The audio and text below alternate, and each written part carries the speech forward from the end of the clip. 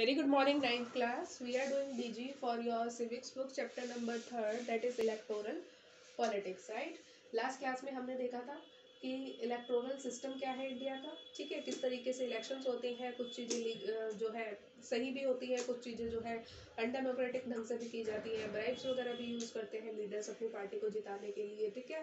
लेकिन जो हमारे कॉन्स्टिट्यूशन मेकर्स हैं उन्होंने फिर भी इलेक्शन का प्रोसेस जो है क्यों चूज़ किया, ताकि जो है अपने फायदे के लिए ही सही, लेकिन लीडर जब रूल करने लगेंगे तो कहीं ना कहीं उनको जो है कंपटीशन का डर होगा कि अगर 5 साल उन्होंने लोगों के लिए काम नहीं किया तो अगली बार उनकी सरकार नहीं बनेगी।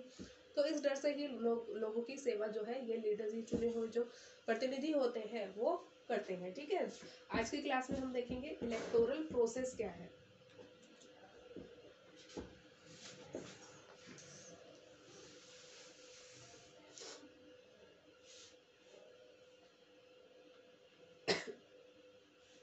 The general elections are nearing. 4 people of your town wish to contest in the elections. आपके एरिया सपोज जनरल इलेक्शन होने वाले हैं इंडिया में, लोकसभा के इलेक्शंस होने वाले हैं और आपके एरिया से 4 लोग जो है वो सोचते हैं कि इस बार हम इलेक्शन में कंटेस्ट करेंगे मतलब कैंडिडेट बनेंगे, ठीक है। सरकार में जाना चाहते हैं वो, जैसे अलग अलग होते हैं ना पॉलिटिकल पार्टी के लोग खड़े होते हैं इलेक्शंस में, तो ये कंटेस्टेंट बनना चाहते हैं। इनकी क्वालिफिकेशन, क्रिमिनल रिकॉर्ड और कास्ट, ये सब चीज़ें दी गई है, एज दी गई है। फर्स्ट जो है 20 ईयर्स की है, ग्रेजुएट है, क्रिमिनल रिकॉर्ड क्लियर है, इसका क्लीन है और कास्ट है इसकी एससी। सेकंड जो पर्सन है वो 29 ईयर्स का ओल्ड है, ग्रेजुएट है, लेकिन कन्विक्टेड है 2 क्रिमिनल केसेस में for which he has filed an appeal against the judgment, filed an appeal against the judgment. मतलब 2 चीज़ों में, कन्विक्टेड का मतलब क्या है, इसको सजा मिल चुकी है, कन्विक्टेड का मतलब है इसको सजा मिल चुकी है, लेकिन 2 में से एक के खिलाफ इसने कोर्ट में अपील की है, ठीक है। ये ओबीसी से बिलोंग करता है, अदर कास्ट। एक नेक्स्ट है जो आपका वो 35 ईयर्स ओल्ड है, आर्किटेक्ट है, क्रिमिनल रिकॉर्ड क्लीन है, इसका एसटी कास्ट में बिलोंग करता है। लास्ट वन जो है वो 43 ईयर्स ओल्ड है, क्वालिफिकेशन निल है इसकी, कुछ क्वालिफिकेशन नहीं है, क्रिमिनल रिकॉर्ड भी क्लीन है और ओबीसी कैटेगरी से बिलोंग करती है। क्लियर है, ये 4 पर्सन जो है ये इलेक्शन में कंटेस्ट करना चाहते हैं। If you were the election commissioner, which of these candidates would you consider eligible for contesting in the elections? Share your thoughts in class. Click Continue to proceed. अगर आप election commissioner होते, election commission का काम क्या होता है, India में elections को कंडक्ट कराना फ्री और फेयर तरीके से, ठीक है। फ्री और फेयर तरीके का मतलब है ना तो कैंडिडेट्स के ऊपर कोई प्रेशर होना चाहिए, ना ही आम जनता के ऊपर कोई प्रेशर होना चाहिए, ना कोई किसी को रिश्वत देकर इलेक्शन कराएगा, ठीक है, और ना ही कोई किसी को प्रेशर धमकी देकर कोई इलेक्शन कराएगा, ठीक है। तो free and fair election Bharat में हो, उसके लिए जिम्मेदार कौन होता है, हमारा इलेक्शन कमीशन, ठीक है। अब उसका जो इलेक्शन कमिश्नर होगा, आपको क्या लगता है इनमें से कौन से कितने कैंडिडेट्स को वो एलिजिबल मानेगा कि ये चुनाव लड़ने के लिए लायक है और कौन से चुनाव लड़ने के लिए नहीं है एलिजिबल।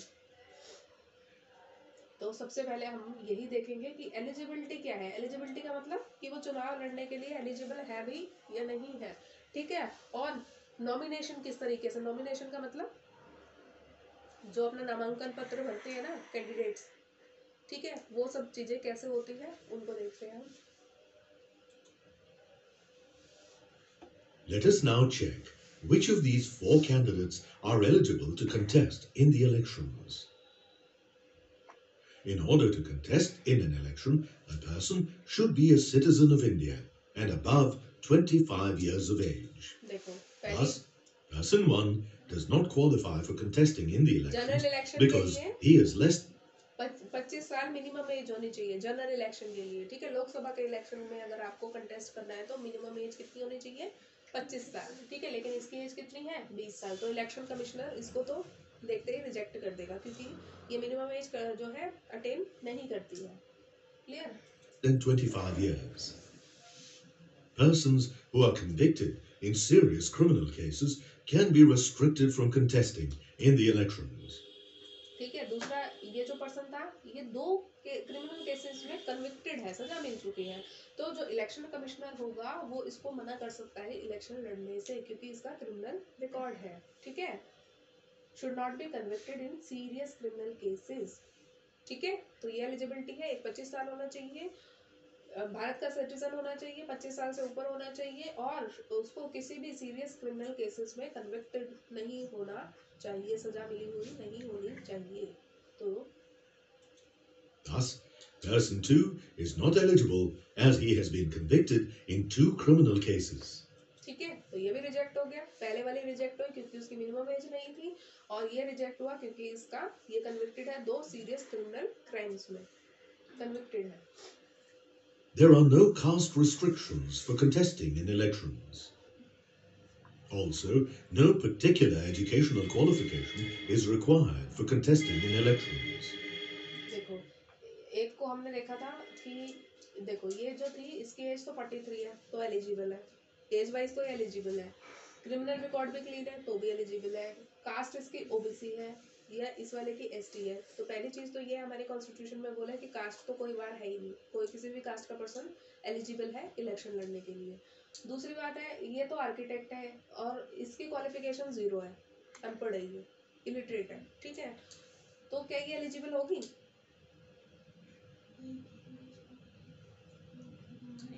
नहीं होगी. अभी तो बताया इन्होंने, एजुकेशनल क्वालिफिकेशन कुछ रखी ही नहीं है हमारे इलेक्शन कमीशन ने. ठीक है, नो मिनिमम एजुकेशन क्वालिफिकेशन, यानी कि कोई भी मिनिमम शिक्षा नहीं है, अनपढ़ भी. आपको पता नहीं कितने सारे नेता है जो कि क्या है, इलिटरेट है, लेकिन बड़े बड़े मिनिस्ट्री संभालते हैं वो. ठीक है, तो अभी तक क्या है, इंडिया में कोई भी मिनिमम क्वालिफिकेशन जो है फिक्स नहीं की गई है इलेक्शन लड़ने के लिए. ऐसा नहीं बोला गया है जैसे फॉर्म भरने के लिए होता है मिनिमम ग्रेजुएट होना चाहिए. ठीक है, लेकिन इस इलेक्शन के लिए ऐसी कोई मिनिमम क्वालिफिकेशन फिक्स नहीं की गई है. तो ये भी एलिजिबल है और ये भी एलिजिबल है, चाहे ये किसी भी कास्ट से है, क्योंकि इनका क्रिमिनल रिकॉर्ड क्लीन है, एज भी अटेन कर रखी है इन्होंने, 35 ईयर्स एंड अबव है दोनों. ठीक है, मिनिमम क्वालिफिकेशन की जहाँ हम बात करते हैं तो ऐसी कोई कंडीशन है ही नहीं, तो ये भी एलिजिबल हो गई. कास्ट की कोई रिस्ट्रिक्शन नहीं है तो ये भी दोनों ही एलिजिबल हो गए. ठीक है, तो ये दोनों कैंडिडेट एलिजिबल है. Thus, persons 3 and 4 are both eligible to contest in the elections. Discuss the pros and cons of not making educational qualifications a must for election candidates. अब अगर आप लोगों ने चैप्टर पढ़ा है तो आपको पता होगा कि इलेक्शन कैंडिडेट्स के लिए कोई भी मिनिमम क्वालिफिकेशन ना होना, उसके कुछ फायदे भी है और कुछ नुकसान भी है. नुकसान क्या है तो आपको पता ही होगा. अगर किसी की मिनिमम क्वालिफिकेशन नहीं है तो नुकसान क्या क्या हो सकते हैं बताओ. कोई पढ़ा लिखा नहीं है, वो नेता बन जाता है, मिनिस्ट्री संभालता है, तो नुकसान क्या होंगे? बहुत सारे होंगे. जब उसको कोई क्वालिफिकेशन ही नहीं है, कोई ज्ञान ही नहीं है, कोई नॉलेज ही नहीं है, तो नुकसान तो है इस चीज़ों के. लेकिन अगर हम यहाँ पे मिनिमम क्वालिफिकेशन डाल देते, मान लो इलेक्शन कमीशन कहता कि मिनिमम जो है +2 पढ़ा हुआ या मिनिमम ग्रेजुएट होना चाहिए अगर आपको इलेक्शन लड़ना है, तो उससे नुकसान क्या होता? नुकसान ये होता है कि आज भी हमारे इंडिया में जो है बहुत सारे लोग जो है क्या है, इलिटरेट है, अनपढ़ है. ठीक है, तो एक तरीके से ये लगाओ आप 60 to 70% लोग तो इनएलिजिबल हो जाते हैं, क्योंकि इतने परसेंट लोग जो है ग्रेजुएट होते ही नहीं है इंडिया में. पता है आपको, तो सीधे सीधे लगाओ 70% या 80% लोग तो वैसे ही निकल गए. 20% लोग इलेक्शन लड़ने के लिए जो एलिजिबल होते हैं. तो उससे क्या होता है, फ्री एंड फेयर इलेक्शन तो नहीं होता ना. मान लो 100 लोग हैं, 100 में से सिर्फ 20 लोग जो है हम मान लेते हैं कि ग्रेजुएट है, और 80 लोग जो है ग्रेजुएट नहीं है या +2 भी नहीं है या अनपढ़ है. ठीक है, अब 20 ही लोग उन 100 लोगों को रिप्रेजेंट करेंगे, तो 80 लोगों का रिप्रेजेंटेशन तो आया नहीं ना. 20 ही लोग तो क्वालिफाई हुए ना इलेक्शन लड़ने के लिए, लेकिन ज़्यादा संख्या किनकी है, 80% लोगों की. तो इसीलिए इलेक्शन कमीशन ने जो है कोई भी मिनिमम क्वालिफिकेशन अभी तक निर्धारित नहीं की है, क्योंकि आज भी साक्षरता दर इंडिया की बहुत लो है, लिटरेसी रेट बहुत कम है इंडिया में. ठीक है, बहुत कम शिक्षा है, इसलिए ताकि बहुत ज़्यादा लोग जो है वंचित ना रह जाए इलेक्शन में रिप्रेजेंट होने के लिए, तो इसलिए कोई भी मिनिमम क्वालिफिकेशन नहीं रखी गई है. Continue to proceed. ये देखो, pros of not making educational qualification compulsory. हमने कोई भी एजुकेशन क्वालिफिकेशन कंपलसरी नहीं की है, इसके फायदे क्या क्या है? In a country that has a high illiteracy rate. High illiteracy rate क्या होता है? बहुत ज़्यादा अशिक्षा की दर बहुत ऊंची है इंडिया में. इलिटरेसी रेट मतलब अनपढ़ता की दर बहुत ज़्यादा है भारत में. It makes no distinctions and enables all adult citizens of the country. इससे क्या होता है, देखो हमने कोई भी क्वालिफिकेशन मिनिमम नहीं रखी, तो इससे फायदा क्या होगा कि बहुत सारे लोग जो है वो एलिजिबल होंगे चुनाव लड़ने के लिए, होंगे ना, क्योंकि ज्यादा संख्या किनकी है, अनपढ़ों की है या फिर कम पढ़े लिखे लोगों की है, तो सभी लोगों को राइट मिल गया इलेक्शन में पार्टिसिपेट करने का. This is in keeping with the principles of equality and proportional representation as enshrined in the Constitution. हमारे संविधान में जो चीज़ लिखी गई है कि सभी को बराबरी का हक मिलना चाहिए और इक्वल रिप्रेजेंटेशन होना चाहिए. अब देखो जैसे मैंने बोला कि 20 लोग पढ़े लिखे हैं तो वो तो एलिजिबल हो गए 100 में से, और 80 लोग जो हैं अनपढ़ हैं, तो 100 लोगों को 20 लोग रिप्रेजेंट करें या 100 लोगों को 80 लोग रिप्रेजेंट करें, कौन सी सिचुएशन ज़्यादा इक्वल है? जहाँ पे 80 लोग पार्टिसिपेट कर रहे हैं, ठीक है, अगर 20 ही लोग पार्टिसिपेट करेंगे तो वो तो एक इक्वल प्रोपोर्शन नहीं आया ना. अगर मान लो आप को मान लो 6 या 7 बच्चे बैठे हो क्लास में, उनमें से हम बोले कि सिर्फ 2 ही एलिजिबल है किसी भी काम के लिए, तो आपको क्या, हमारे पास तो कोई राइट ही नहीं है, फिर हमारे तो कोई फायदा ही नहीं है. लेकिन सपोज मैं कहती हूँ कि 5 में से 4 लोगों को राइट है कोई काम करने का, तो एक तो चल जाएगा ना, का काम तो चल जाएगा ना, बाकी लोगों के पास राइट है. तो ये कॉन्स्टिट्यूशन में ये जो चीज़ें हमारी लिखी गई है कि सबको इक्वल अपॉर्चुनिटी मिलनी चाहिए और प्रोपोर्शनल रिप्रेजेंटेशन होना चाहिए, उसको ध्यान में रखते हुए हमने कोई भी जो है एजुकेशनल क्वालिफिकेशन नहीं रखी है. कॉन्स क्या क्या है, नुकसान क्या क्या है एजुकेशन क्वालिफिकेशन ना रखने के? देखो, educated candidates usually have the requisite knowledge of various domains ranging from engineering to economics, law to international relations, medicine to marketing strategies, thus can be an asset to the efficient governance of the country when given the opportunity. अगर पढ़े लिखे लोग सरकार में आएंगे तो उनको knowledge होगी अलग अलग फील्ड की, कोई इंजीनियर होगा, कोई आर्किटेक्ट होगा, ठीक है, और किसी को लॉ की जानकारी होगी, कोई इकोनॉमी की जानकारी रखता होगा. तो पढ़े लिखे लोग अगर सरकार में आएंगे तो वो हमारे लिए एक संपत्ति का काम करेंगे, पूंजी का काम करेंगे और हमारे देश की को बेहतर ढंग से चलाने में अपना योगदान देंगे. ठीक है, क्लियर है?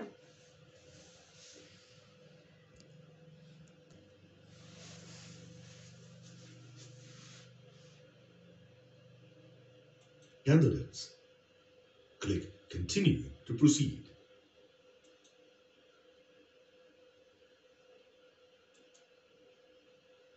Once the Election Commission announces the election dates, all eligible and interested candidates must file their nomination papers to show their interest to contest the upcoming elections. देखो, जब भी इलेक्शन कमीशन चुनावों की घोषणा कर देता है तो जो भी लोग एलिजिबल है और वो इलेक्शन में पार्टिसिपेट करना चाहते हैं, कंटेस्ट करना चाहते हैं, तो उनको जो ये है नॉमिनेशन फॉर्म होता है ये भरना होता है, ताकि ये बता सके इलेक्शन कमीशन को कि ये इलेक्शन लड़ने में इंटरेस्टेड है. Political parties nominate their candidates by giving them a ticket, which means a nomination or an approval to represent their party in the elections. ठीक है, अगर कोई किसी पार्टी के थ्रू इलेक्शन लड़ना चाहता है, दैट मीन्स उसको उस पार्टी की टिकट मिल जाएगी. कोई तो इंडिपेंडेंट लड़ना चाहेगा अकेला बिना किसी पार्टी में, लेकिन जो अलग अलग पॉलिटिकल पार्टी से चुनाव लड़ना चाहते हैं उनको उस पॉलिटिकल पार्टी की जो है टिकट पे मतलब वो उस पार्टी को रिप्रेजेंट करेंगे. जैसे अलग अलग कोई बीजेपी से कंटेस्ट करता है, कोई कांग्रेस से कंटेस्ट करता है, कोई किसी और लोकल पार्टी से कंटेस्ट करता है, तो इनको इन पार्टीज की जो है टिकट मिल जाती है.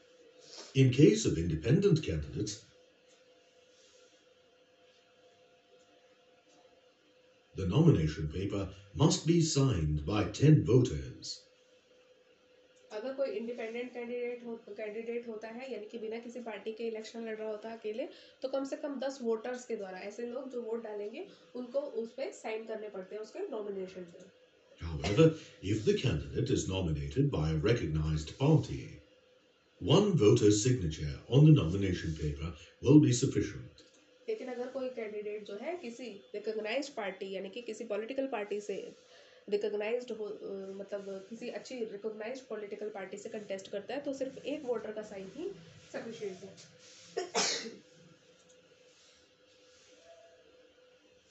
In addition to this, all candidates are required to pay a security deposit in order to contest in the elections. This amount is 10,000 rupees for parliamentary elections and 5,000 rupees for assembly elections. Of late, all candidates are required to provide details about their criminal records, if any, assets and liabilities, and educational qualifications.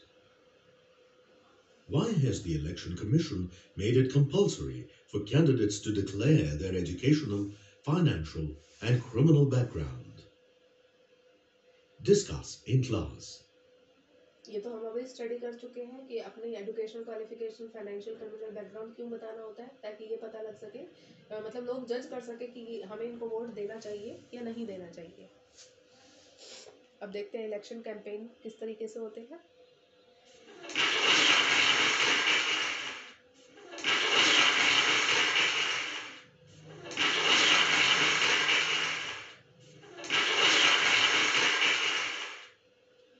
What do you think is happening here? Share your thoughts with the rest of the class.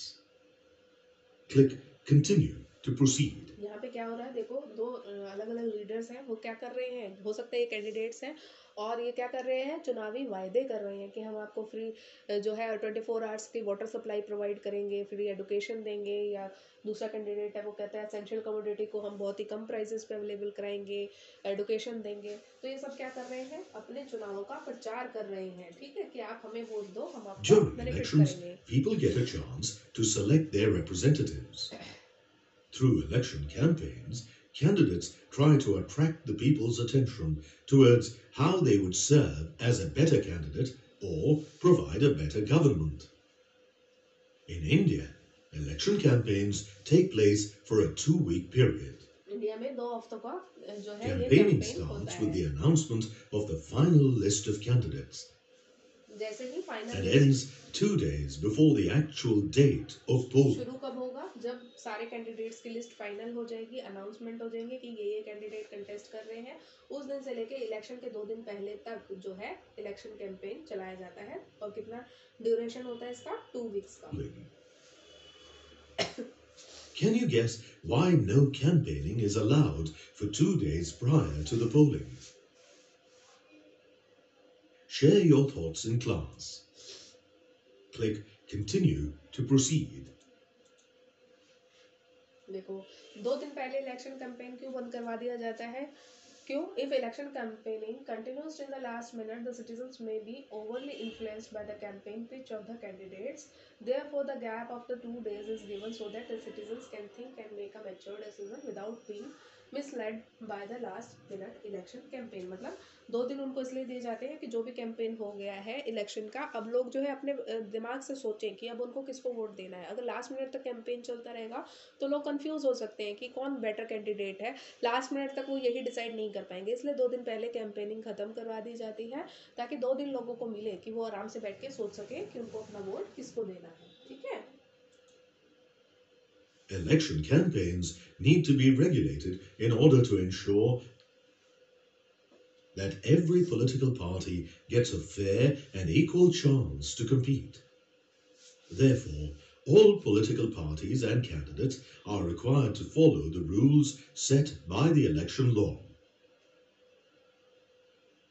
According to this law, no political party or candidate can bribe or threaten voters, appeal to voters in the name of caste or religion, use government resources for election campaign, spend more than 25 lakhs for Lok Sabha elections and more than 10 lakhs for Vidhan Sabha elections, or use any place of worship for election propaganda.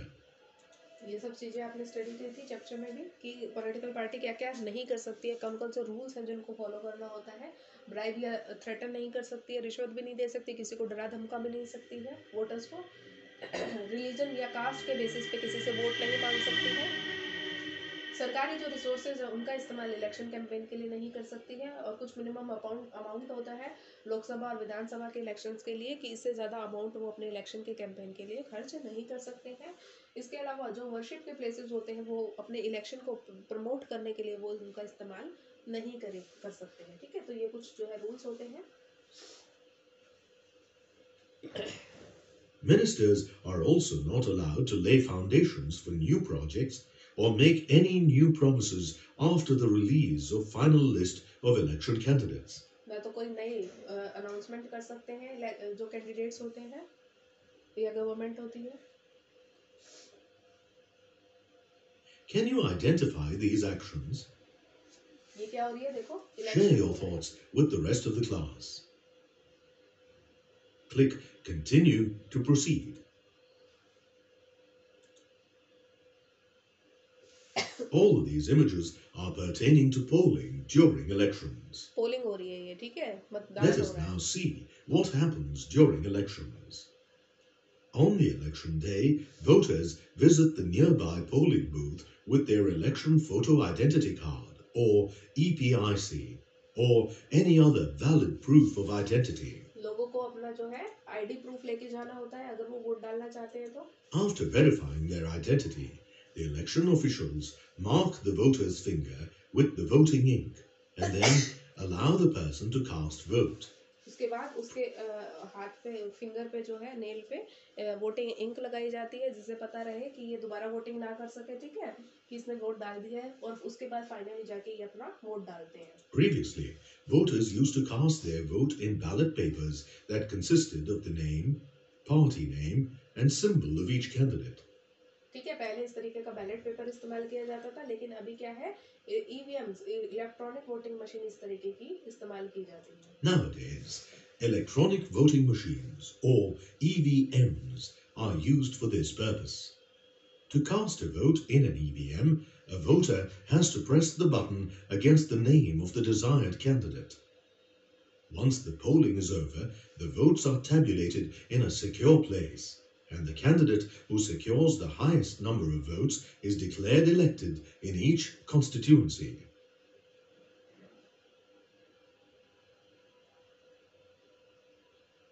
ठीक है, clear है. Yep.